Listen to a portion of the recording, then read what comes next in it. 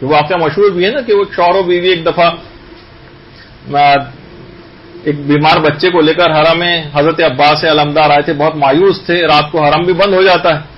تو بیوی بچے کو لے کر کہیں جا کر لیٹ گئی اور بچہ بالکل بے ہوش تھا اور زندگی سے مایوس تھے بالکل. باپ مناجات اور دعائیں کرتا رہا کہ ہم آئیں بچے کو بیمار لے کر اور یہاں سے مایوس واپس جا رہے ہیں. تو وہیں قریبی ایک عالم دین بھی موجود تھے، وہ وہاں اسی وقت انہوں نے خواب میں دیکھا کہ پیغمبر اسلام کے پاس اس بچے کی صحتیابی کے حوالے سے حضرت عباس کے وسیلے سے ایک درخواست آئی. رسول نے آمین کہنے کا ارادہ کیا ہی تھا کہ ایک فرشتہ آیا اور کہا کہ پروردگار عالم نے اس بچے کی موت کا حتمی وقت لکھ دیا.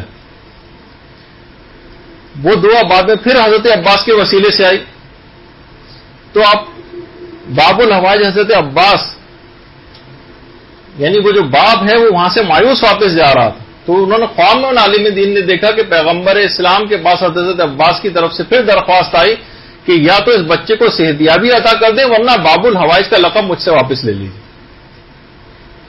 اور اس کے بعد پھر فرشتہ آیا حضرت عباس کی مقام اور منزلت کو بتانے کے لیے، اس حوالے سے بچے کی زندگی کا فیصلہ جو تبدیل ہوا، اس کو صحتیابی ملی. ان عالم دین اٹھ کر اس کے باپ کے پاس آئے، سارا واقعہ سنایا. باپ اور وہ عالم دین بھاگے اپنی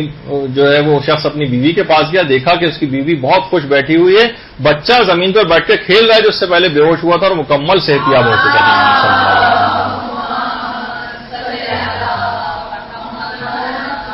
تو دعائیں خوب کرنی ہیں لیکن ان شخصیات کے حوالے سے ان دعاؤں کو قبول اور مقبول جو ہے وہ بنانا ہے، اور اٹھے بغیر کہ ہم اٹھیں گے نہیں ہے باب الحوائج جب تک کہ ہماری دعاؤں کو آپ قبول نہیں کروا لیں گے.